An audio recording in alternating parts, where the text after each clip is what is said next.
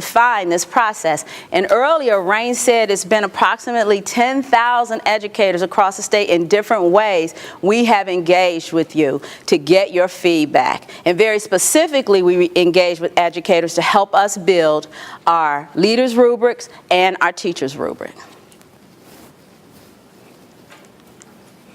Okay, so let's talk about Compass. Compass represents the performance management process that I want to relay to you that earlier I mentioned is a cycle. If you look on page, because I'm not good with going back here and I'm supposed to be modeling, 39. Page 39, you'll see an image of this model. And typically, this is a general performance management cycle.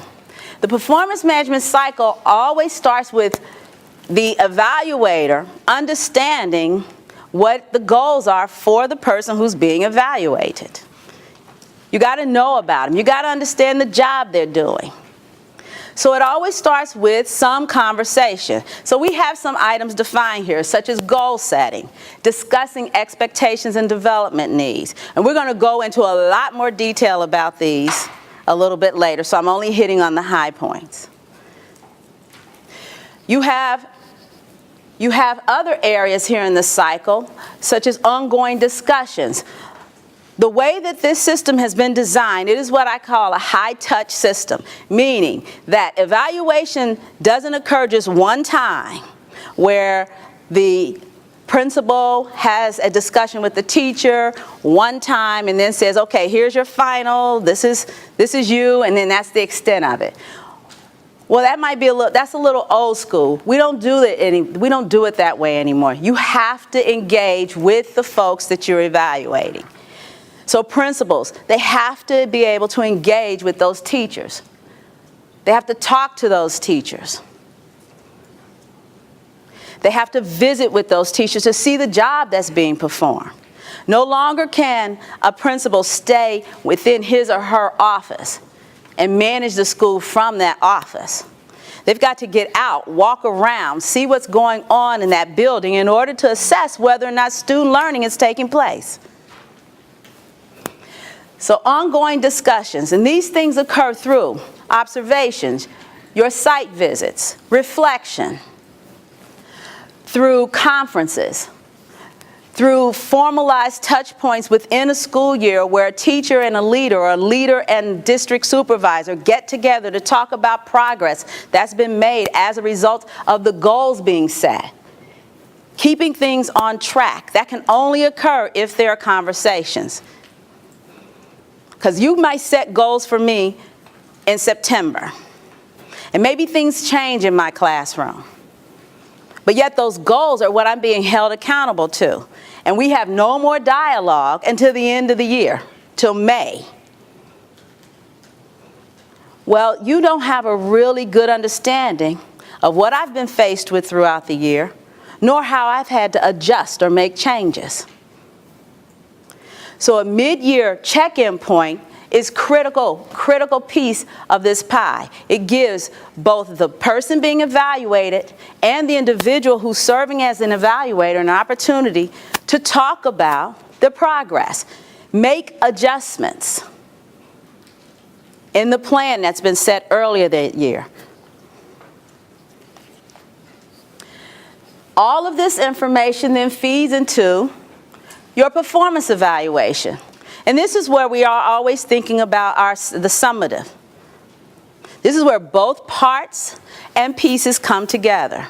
Your measures of student growth, as well as the measures of effectiveness. These things combined will give you and give our educators an idea of where they stand. What does my performance actually mean? What type of impact am I having on student learning? What type of impact am I having on the faculty in my building? And of course, professional development and recognition. A performance management system is designed to retain, coach, and develop the individuals that are part of that system. Why do most people leave their jobs? Why do you think most people leave their jobs? They're not happy. And why are most people not happy? They don't feel appreciated. What are some other reasons? They don't feel like they're growing. Wait, I'm sorry, Adam? They don't feel like they're growing. They don't feel like they're growing. What's another reason? Not appreciated. They don't feel like they're growing. They don't feel like they're making an impact. Lack of support. Oftentimes pay. Oftentimes pay. But pay is actually the lowest factor in why people leave. People leave because of the reasons that were just stated here. They don't feel recognized. They are not given the professional development opportunities.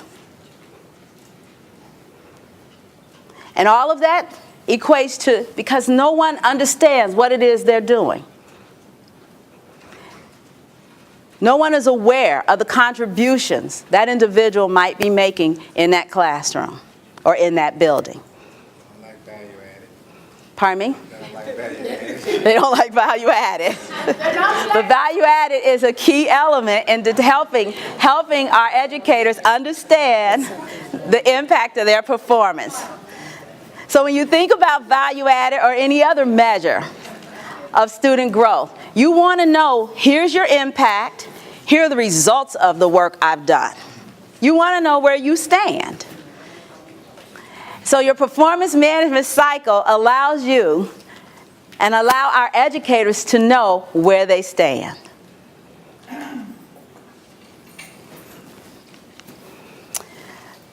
So let's talk specifically, not really specifically, but let's kind of talk a little bit about the compass components. So I heard somebody just say it. What is compass? Compass, and I'm just getting familiar with the name as well. So for a long time you heard the system referred to as CPMS, the Comprehensive Performance Management System. Well, that's the name of the team that actually is responsible for the development, the delivery, and administration of the system. The state, we have adopted a name for the system itself, and it is called Compass. And it has a tagline that means Louisiana's Path to Excellence.